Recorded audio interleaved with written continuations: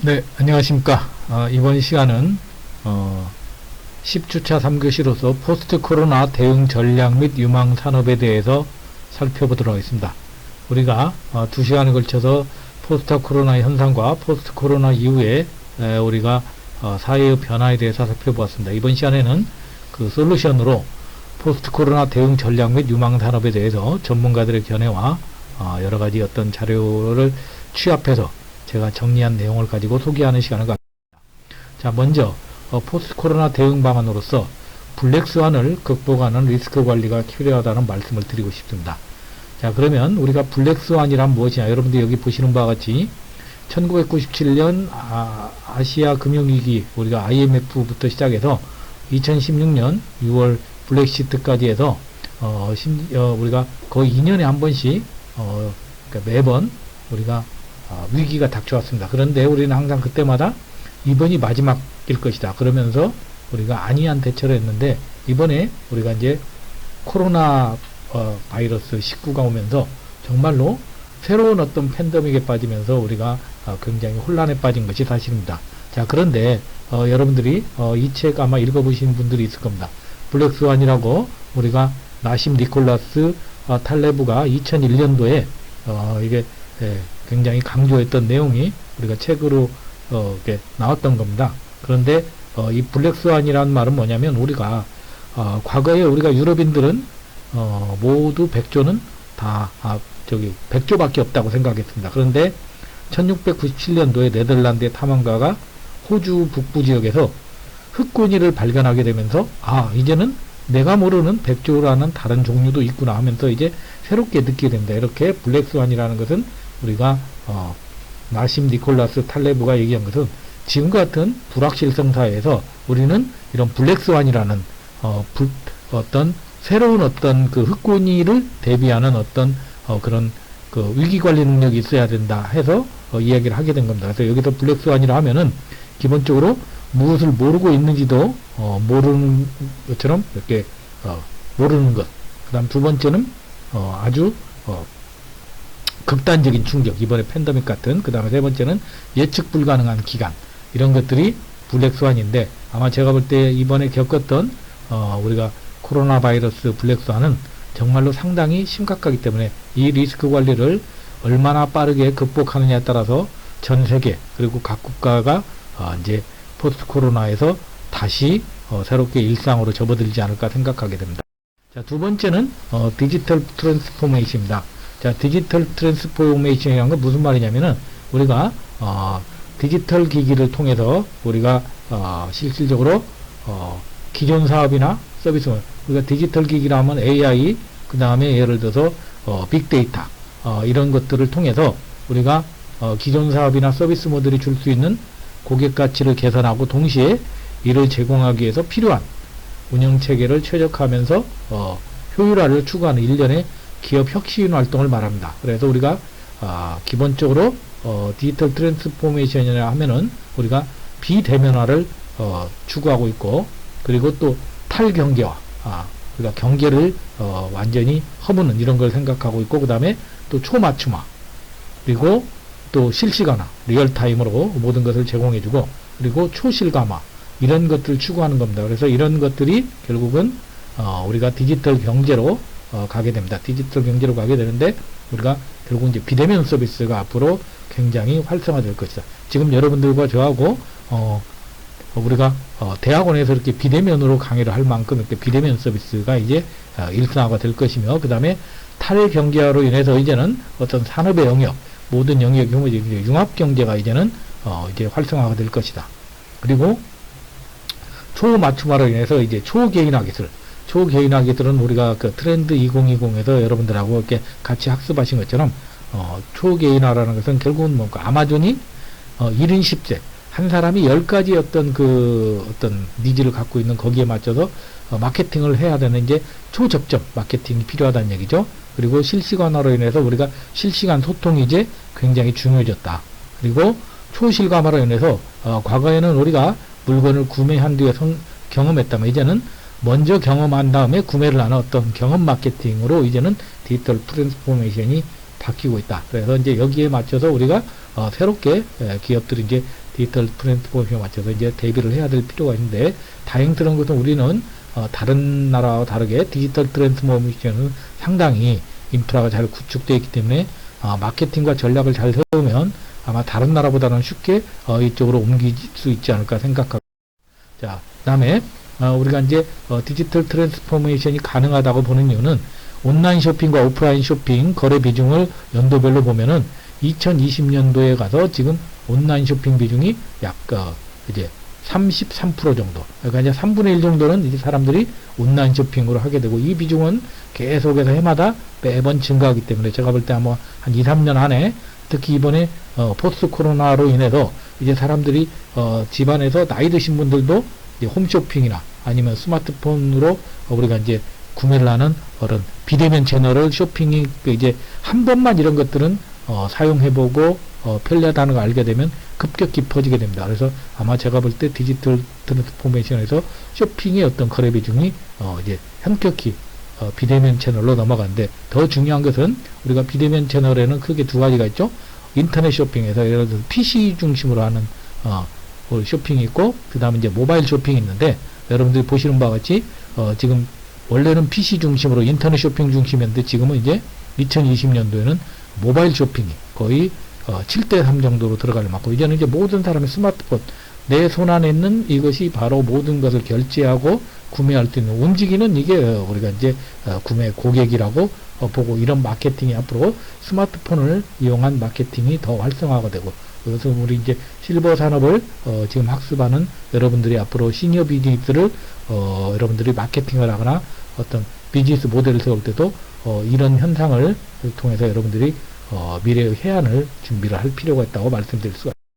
자, 이어서 이제 세 번째로 우리가 언컨택트 문화, 제가 계속해서 강조하는 게 포스트 코로나의 언컨택트 문화입니다. 그래서 개인적으로는 제가 지금 이쪽 관련해서 지금 아직 책은 보지 못했습니다만, 이런 관련해서 제가 좀 책을 보고 좀 어느 정도 좀 잘 지식이 전달이 되면은 언컨택트와 관련된 것을 한번 특강을 해볼까 지금 생각 중인데 모르겠습니다.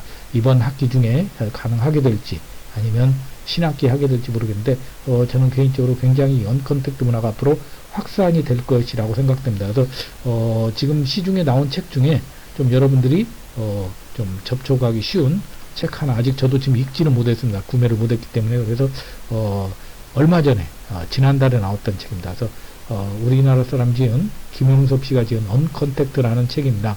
그래서 이 책을 혹시 기회가 되시면 여러분들이 구매를 하시거나 대여해서 보시면 아마 언컨택트에 대해서 상당히 잘 쓰여진 책으로, 제가 이렇게 아직 책을 구매를 못했습니다만 이렇게 사설 소개만 보더라도 상당히 괜찮을 것 같습니다. 그래서 언택트 문화의 확산에서는 우리가 첫 번째는 우리가 일상생활에 언택트가 굉장히 앞으로 굉장히 많아질 것이다. 그래서 제가 이 책을 읽어보지는 못했지만 이 책 안에서 이렇게 어떤 제목으로 보면은 앞으로 이제 우리가 일상생활에서 결혼식이나 우리가 이제 횟집 드라이브 스루 있었죠. 그 다음에 결혼식, 장례식까지 이제 차에 앉아서 드라이브 스루를 하는 것들이 이미 우리는 드라이브 스루가 최근에 그랬지만 이미 장례식이나 결혼식이 이미 서구사회에서는 이미 한 몇 년 전부터 드라이브 스루로 활성화되고, 이제 이런 것들이 일상생활에서 이제 굉장히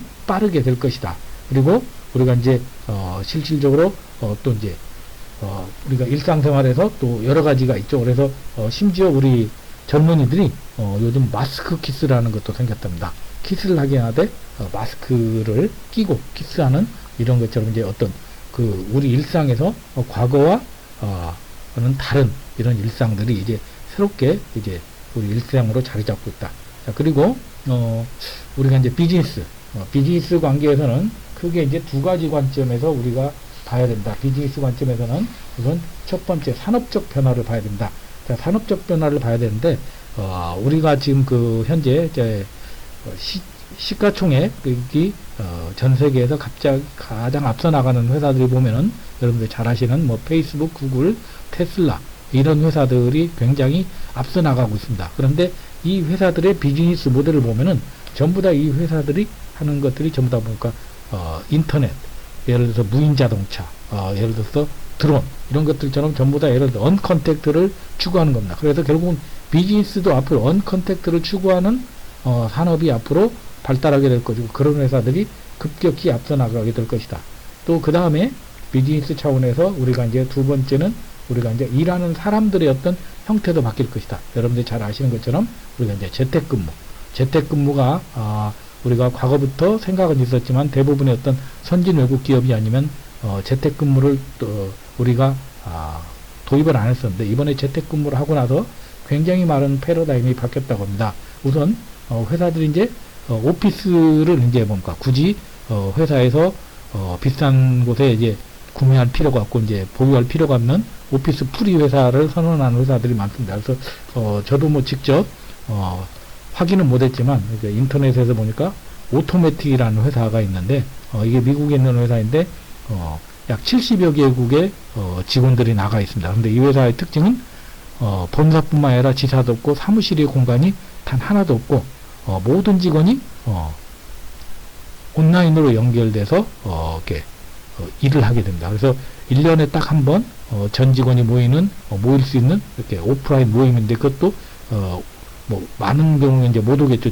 70여 개국에 사니까 그렇게 하고 이 회사는 특이한 게 지금 채용도 온라인으로 채용해서 5개월간의 우리가 인턴 기간을 통해서 정직원으로 뽑는다고 하는데 이 회사의 현재 가치가 지금 3조 정도로 오를 만큼 우리가 이제는 완전히 이제 비즈니스에서도 이제는 우리가 이제 일하는 어떤 환경이 바뀌게 됐다. 그래서 특히 우리 재택근무가 되면서 지금 많은 우리 이제 관리자들 고급 관리자들의 어떤 뭔가 과거의 어떤 권위주의적 의식 이런 것들 우리가 회의를 할 때 어떤 그 우리나라 회의는 되게 이제 지시 예를 들어서 이제 전달하는 이런 회의인데 우리가 재택근무가 되면서 이제는 하위직급이라도 어떤 역량 있는 친구들이 직무 능력을 발휘하면서 발언권이 있어지면서 이제는 어떤 수직 문화에서 수평 문화로 비즈니스 문화가 변절이 이제 되면서 드디어 이제 우리가 추구하는 어떤 사회의 어떤 트렌드가 바뀔 수 있는 기회라고 생각을 합니다.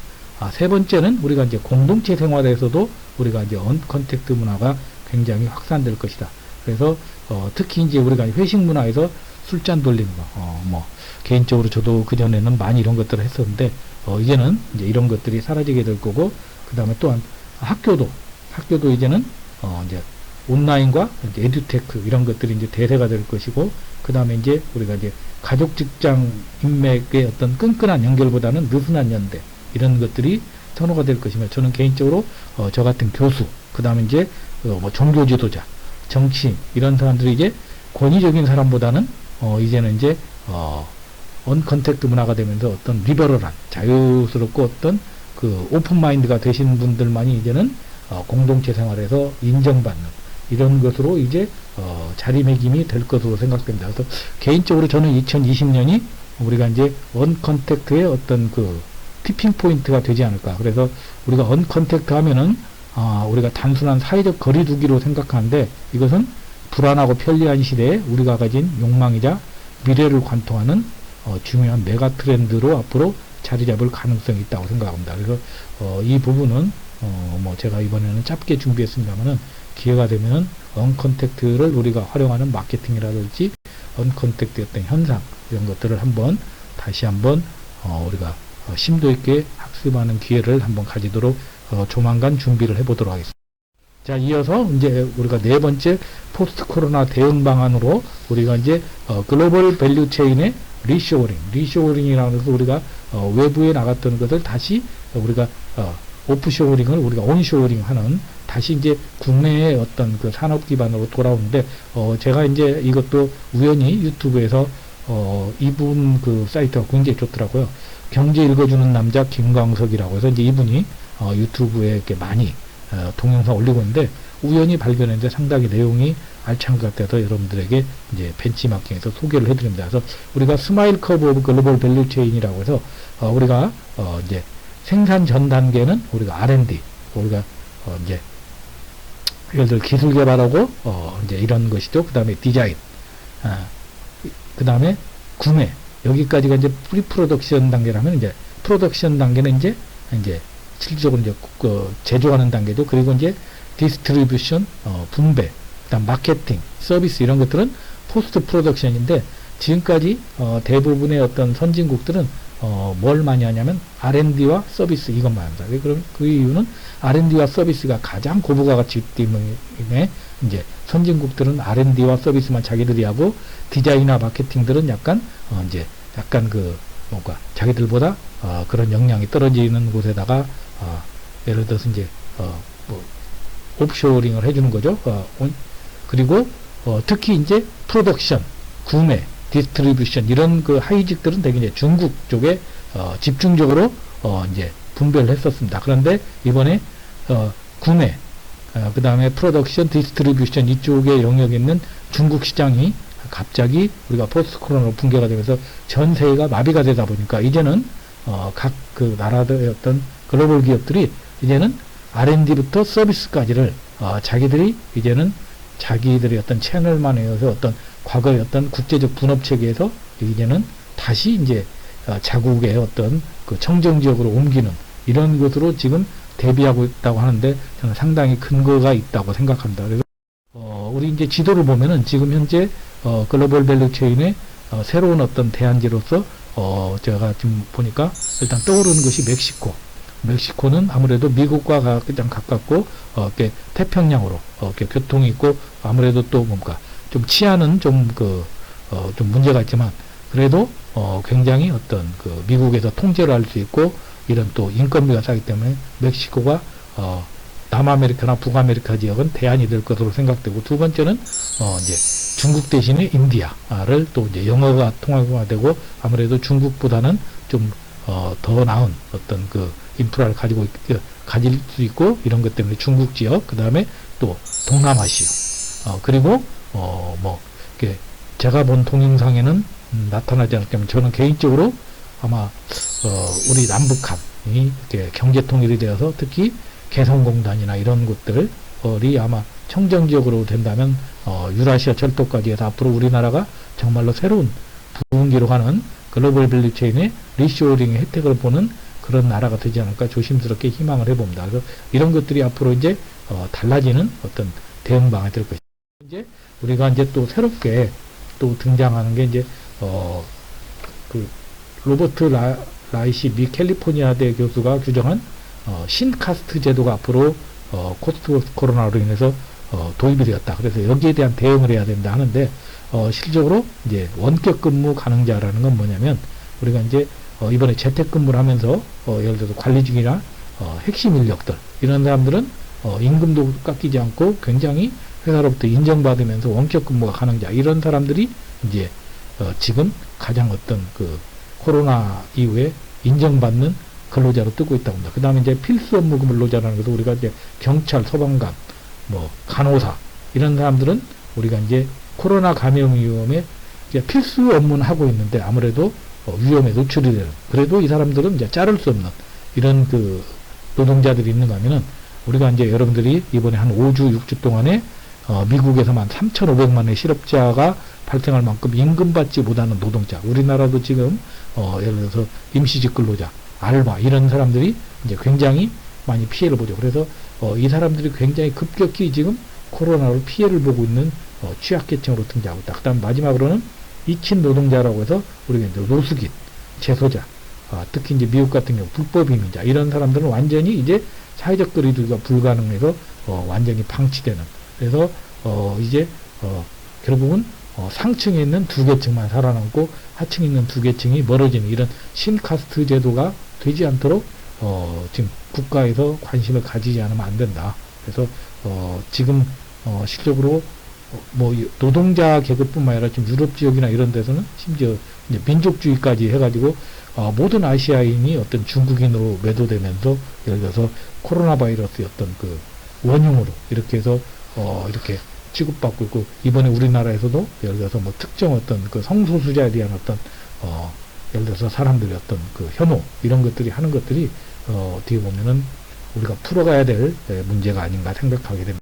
자, 그러면 이제 포스트 코로나 유망 산업으로는 우리 전경련에서 테크놀로지라고 해서 10가지 분야의 유망 산업을 했는데 아쉽게 또 여기에 관련된 동영상이나 자료가 제가 찾아봤는데 없었는데 보니까 이게 지금 6월 10일 날 전경련에서 이걸 뭐 한 30만 원 정도 받고 유료 지금 세미나를 할 예정이더라고요. 그래서 개인적으로 굉장히 관심이 강한 분야였는데 제가 이렇게 많은 정보가 없어서 제가 아는 범위 내에서 짧게 이렇게 그냥 키워드만 가지고 소개를 해드리겠습니다. 그래서 일단 10가지인데 첫 번째는 우리가 트랜스포트 앤 모빌리티에서 교통 및 모빌리티가 관심이 될 것이다. 그리고 에듀테크 쭉 10가지인데 뒤에서 바로 연결이 될까 바로 말씀드리겠습니다. 그래서 10가지로 우리가 교통 및 모빌리티에서는 환경 제약이 자유롭고 안전하고 편리한 이동성, 예를 들어서 우리가 이제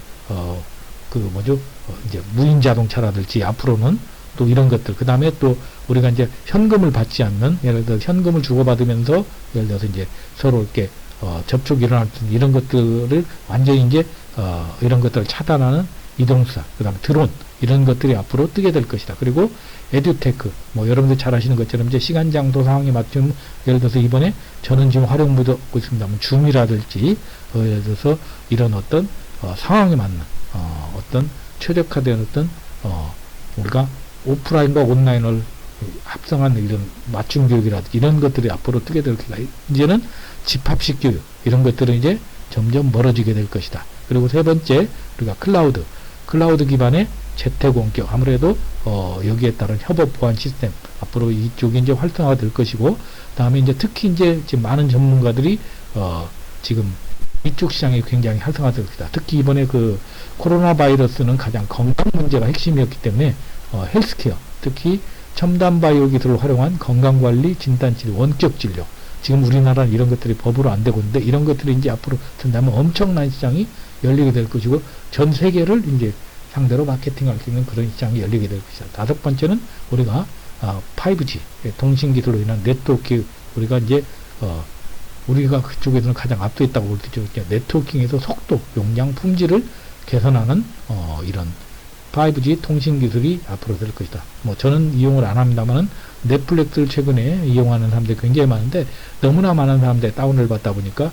넷플릭스의 기능이 나빠져 가지고 넷플릭스에서 오히려 속도를 늦춰서 화질을 떨어뜨리는 이런 뭐 서비스를 했다고 하는데 그만큼 앞으로 네트워킹 산업도 굉장히 중요할 것이다. 그 다음에 오토, 온오프라인 결합하는 이런 비즈니스 마케팅도 앞으로 이제 과거의 어떤 온라인 중심의 마케팅에서 이제 새로운 마케팅으로 우리가 자리 잡게 될 것이다. 그리고 일곱 번째는 우리가 이제 물류 유통에서 우리가 이제 과거에는 이제 지금 현재 뭐 새벽 배송 뭐 예를 들어서 배민 여러 가지가 있습니다만 이제 드론과 로봇이 연계돼서 우리가 이제 쿠팡의 어떤 로켓 배송보다 더 앞선 이제는 드론과 로봇이 연계돼서 사람이 빠지고도 이제 시스템으로 연결되는 이런 물류 유통이 앞으로 발전하게 됩니다. 그리고 여덟 번째 제조 기술로는 어떤 아까 제가 밸류체인처럼 말씀드렸죠. 어떤 생산 기술 혁신과 이런 것들이 이제 더 이제 치밀하게 더 연구돼서 새롭게 발전하게 될 것이고, 그리고 이제 필환경처럼 이제는 녹색 산업과 관련된 스마트 농법, 저공해 고효율 청정에너지, 그리고 전기차 뭐 이런 것들이 앞으로 굉장히 활성화될 것이다. 그리고 이제 열 번째로 우리나라가 또 이런 면에서 상당히 앞서 있죠. 우리가 콘텐츠 산업, 특히 우리가 이제 방에서 우리가 이제 언컨택트를 하게 되면서 자기만을 원하는 과거에는 우리가 타인의 어떤 시선을 원하는 어떤 사회적 원투를 추구하는 사회였다면 이제는 I like, 내가 좋아하는 이런 것들을 추구하는 어떤 콘텐츠들이 앞으로 굉장히 발전하게 될 것이라. 그래서 이제 이게 이제 그 전경련에서 사전에 조사를 하면서 전국에 있는 증권 리서치 센터장이나 아니면 전경련 CEO를 대상으로 해서 앞으로 우리나라에서 포스트 코로나로 유망할 수 있는 산업을 중복으로 받았는데 바이오 헬스케어가 가장 앞서 나갈 것이고 에듀테크, 뭐 그 다음에 세 번째로 인공지능 쪽으로 앞으로 발전이 될 것이라고 하는데 이대로 될지는 아무래도 전문가의 예상이니까 한번 지켜볼 필요가 있다고 생각합니다. 자, 그래서 우리가 이제 포스트 코로나 시대의 변화를 정리하면서 제가 생각하는 포스트 코로나 시대의 변화 우리가 이제 6가지를 잠깐 살펴보면은 바이오 헬스케어 핵심, 그다음에 그래서 특히 바이오 헬스케어가 굉장히 앞으로 빠르게 바뀔 거다. 건강이라는 화두가 있기 때문에. 그다음 두 번째, 빅데이터와 원격 교육이 결합된 어떤 교육 산업의 혁신이 이번에 이제 우리가 시범적으로 이루어졌지만 이미 이제 초등학생들은 이번에 입학하면서부터 뭐 이제 아예 이제 그 비대면 채널로 가기 때문에 이 사람들을 우리가 이제 디지털 원주민이라고 하더라고요. 그래서 디지털 원주민들에게는 이제는 이제 아날로그적인 교육을 할 수 없기 때문에 이런 식의 교육이 더 활성화될 것이다. 그 다음에 글로벌 공급망, 아까 중국 중심에서 우리가 이제 새로운 밸류 체인으로 바뀌게 될 것이고, 원격 의료 시스템이 정착이 되고, 빅 스마트 정부, 빅 브러더 정부가 탄생이 될 것이고, 언택트 산업이 비약적 발전이 될 것이라고 예측을 하고 있습니다. 자, 그러면 앞으로 우리의 선택은 어떻게 해야 되느냐? 우리의 선택은 저는 크게 세 가지라고 봅니다. 우리가 전체주의적 감시, 중국이나 지금 이런 나라처럼 남아 예를 들어서 이제 후진국들처럼 전체주의적 감시를 해서 아예 정부에서 모든 정보를 통제하고 모든 것을 감시하는 이런 어떤 그 빅브러더로 갈 거냐, 아니면 우리나라처럼 시민에게 어느 정도 자율권을 주면서 어떤 그 정보만 우리가 가지고 활용하는 우리가 소극적인 어떤 소극적이면서도 아주 스마트한 이런 그 민주사회로 할 거냐. 이것은 이제 앞으로 전 세계 어떤 정치 지도자들이 선택해야 될 하나의 어떤 화두라고 생각합니다.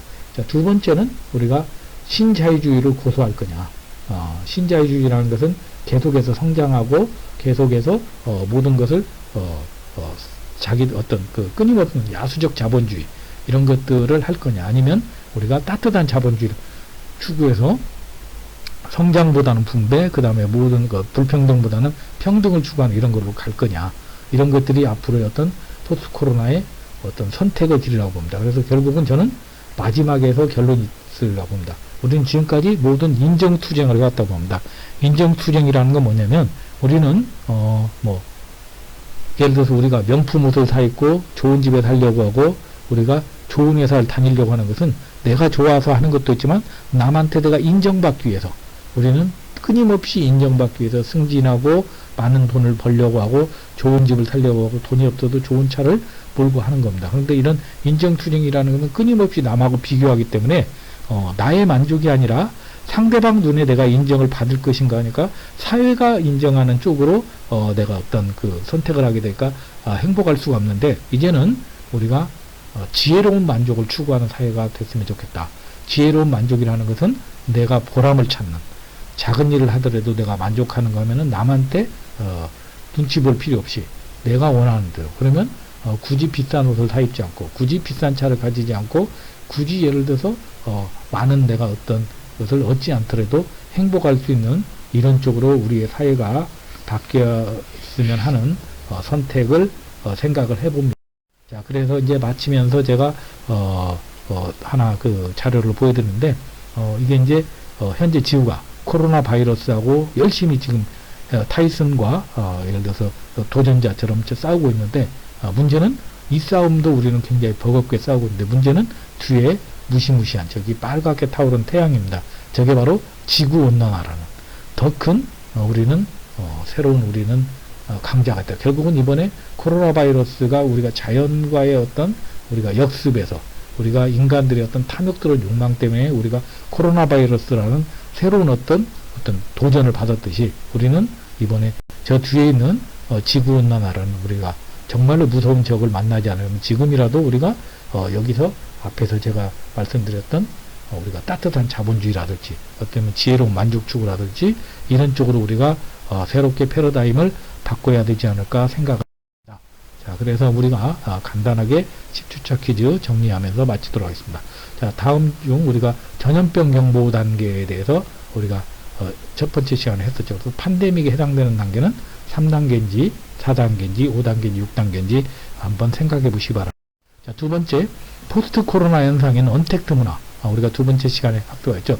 언택트 문화 일상화, 거리가 먼 것, 홈 루덴스, 스마트 오피스, 원격 교육, 탈도시아. 틀린 답이 하나 있을 겁니다. 자, 세 번째, 이번 시간에 학습했던 다음 중 디지털 경제의 특징으로 적절하지 않은 걸 고르시오. 비대면 서비스, 융합경제, 선구매 후 경험, 초개인화 기술 등이 있는데, 여러분들이 아마 디지털 경제의 제가 특징에 이번 시간에 설명드린 걸 충분히 기억할 수 있을 겁니다. 답을 제출해 주시고, 자, 이번 시간도 정리하면서 제가 책 한 권에 를 소개하면서 아포리즘을 하면서 마치도록 제가 굉장히 감명 깊게 읽었던 책이고 강의 때도 많이 말씀드린 거고 아마 여러분들도 이 책을 많이 읽었을 겁니다. 최인철 교수의 프레임이라는 책입니다.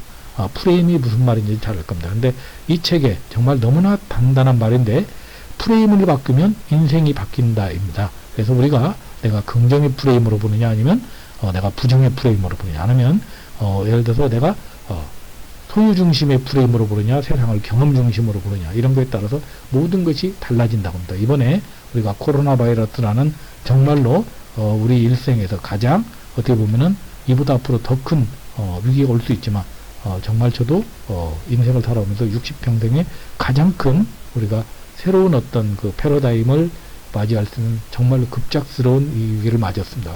이런 기회, 이런 시기에 우리가 이걸 힘들다고 보지 말고 우리가 프레임을 한번 바꾸면 우리가 포스트 코로나를 잘 대비할 수 있는 현명한 여러분들이 되지 않을까 생각합니다. 좀 부족하지만 여러분들에게 포스트 코로나를 조금이라도 한번 여러분들이 생각해 볼 수 있는 소중한 시간이 되기를 바라면서 강의를 마치도록 하겠습니다.